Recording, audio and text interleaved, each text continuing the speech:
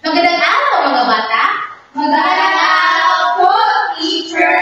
Ako nga pala si Teacher Alz. Sino ba ako? Teacher Alz! Okay, sumagsik tayo muna ang lahat para sa ating panalangin.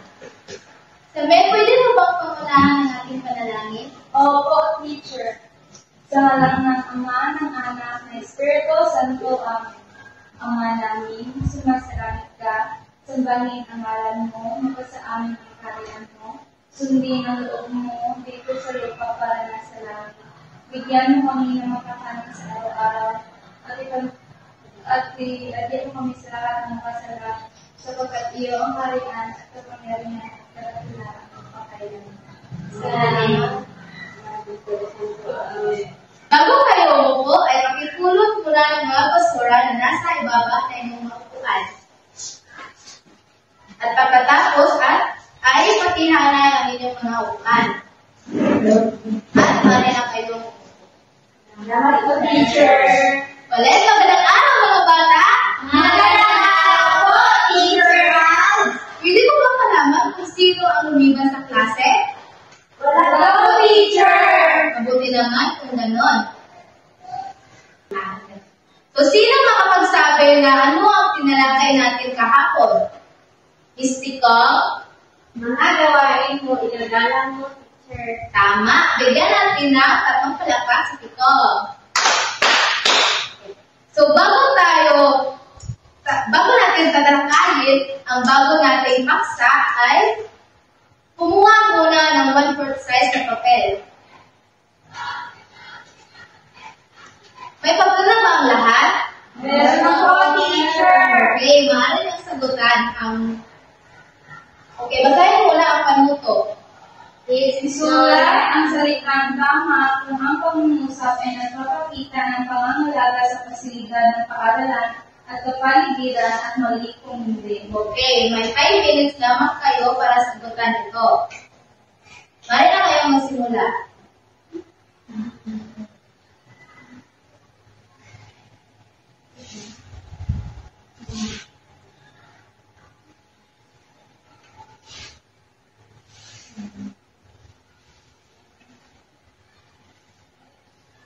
Tapos na bang lahat?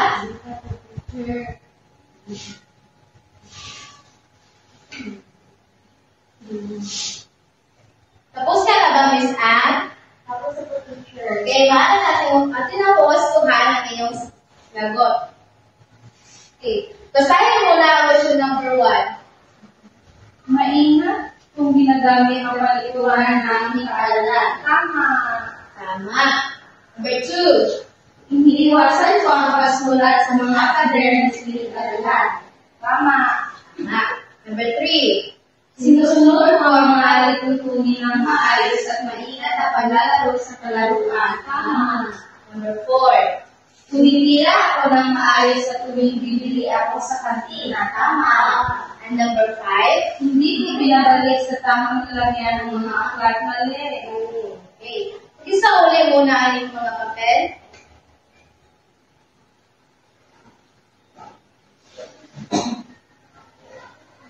Okay. Ang ating tatalakayin ngayon ay ingatan natin pasilidad na gagamitin. Basahin muna ang ating layunin.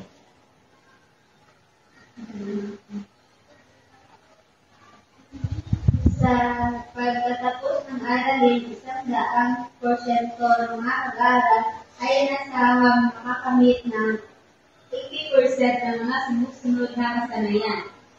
Natutukoy ng mga mag-aaral ng mastong paraan ng pangangalaga sa mga pasilidad ng paaralan sa pamamagitan ng role-play. At ang kapagalagahan ng mga mag-aaral ay kalimutan at disiplina sa paggamit ng mga pasilidad sa paaralan para sa maayos at ligtas na pasilidad.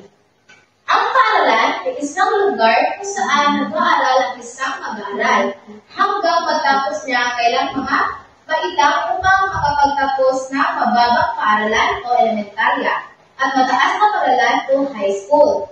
May dalawang uri ng paaralan, ang pribado at publikong paaralan.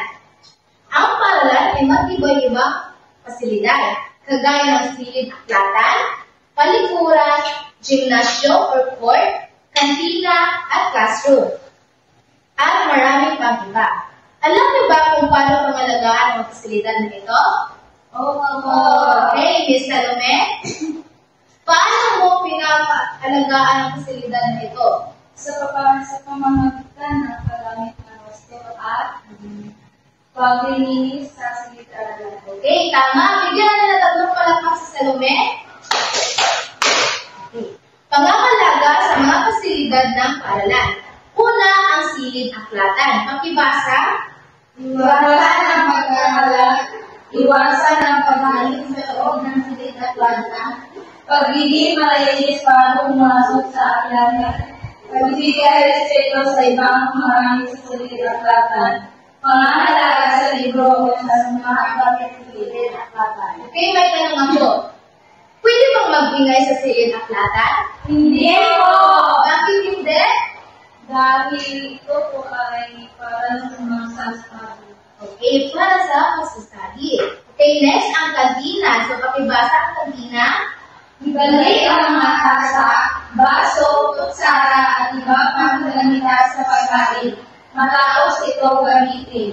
Panatilihing malinis ang kantina. Itapon ang mga tamang basurahan. Umilan ng maayos kung maiwasan ang mga kaguluhan. Okay, so pwede ba tayo maglaro sa kantina? Hindi po! Bakit hindi? Ito ay kainan. Okay, ganito may kanina at hindi playground. So next, ang malaruan. Nakibasa? Ibalik ang mga laruan ginamit. Panatilihing malinis ang palaruan. Itapon ang mga basura sa tamang basurahan. Malaro lamang sa oras ng mga at iwasan ng pagkakabulan. Okay, ngayon, alam nyo na kung paano pangalagaan ang pasilidad na ito. So, okay, magkakaroon tayo ng role play. So, magbilang ng dalawang grupo. Isa, dalawa. Okay, so dito ang isang grupo at pangalawang grupo. Ipagbasa ang question 1. Kayo ng mga kaibigan mo mula sa kantina para bumili ng pagkain na pagkatapos ng kumain ay hangin ng mga basura ay hindi niya nilagay sa tamang lalagyan. Nakakita kayo ng inyong guro. Ano ang dapat niyo gawin? Okay, naiintindihan niyo ba? Oo! Okay, simulan na ang lahat. May 5 minuto lang kayo para mag-isip ng idea.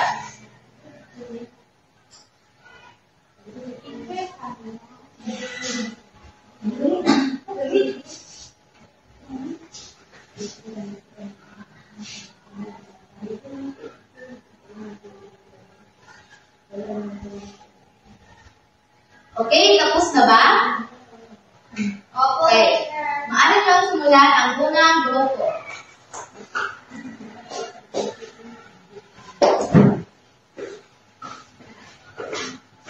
Muna tayo sa kantina.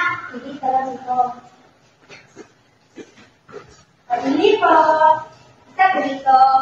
Ito dito. Tara, dito tayo kumain.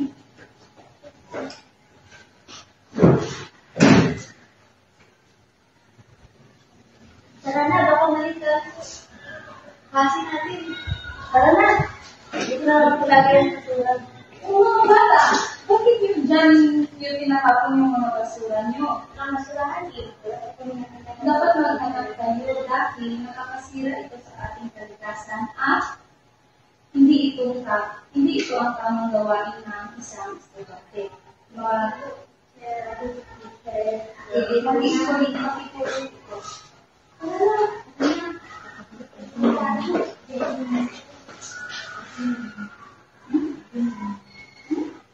At yun lang po. Okay, palakpakan natin ang unang grupo. Ngayon, ang ikalawang grupo. Okay, palakpakan natin ang ikalawang grupo. At kunin mo na ang inyong convert na papel para sagutan ang ating gawain. Pakibasa mo lang ang panuto. Basagay ang sinusunod ng mga pangungusap. Lagyan ang hugis puso kung ito ay bastong pagpapakita ng paggamit ng mga pasilidad ng paaralan. Hugis bilog kung mali. Okay, maaari nang sagutan.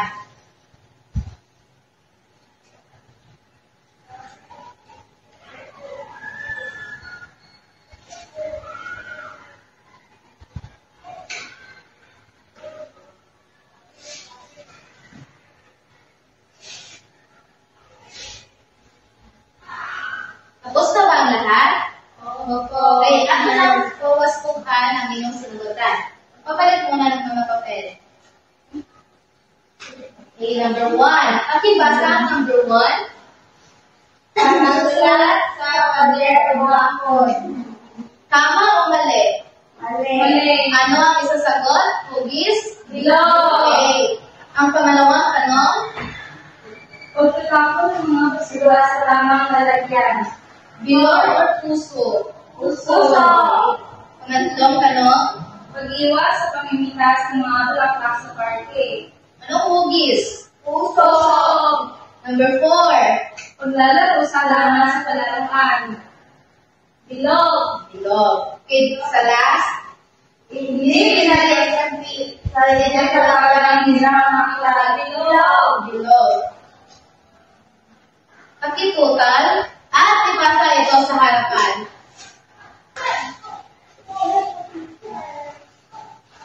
Okay, may katanungan ba kayo? Wala. Naunawaan niyo ba ang ating tinalakay?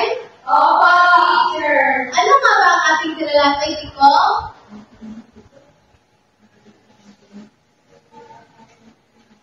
Pasilitan natin aking ingatan. Okay, palakpakan natin si Tiko. At ngayon, una na kayo ng kwaderno at may binigay akong takdang aralin. Pakibasa ang takdang aralin. Sumulat ng isang slogan tungkol sa tamang pangangalaga ng mga pasilidad. Mag-iulit na sa iyong magsusulat. Okay. Naunawaan niyo ba ang takdang aralin? May katanungan ba? Wala ako, teacher! At doon lamang nagtatapos ang ating panalakay. Maaari bang magsitayo ang lahat para sa ating panalangin?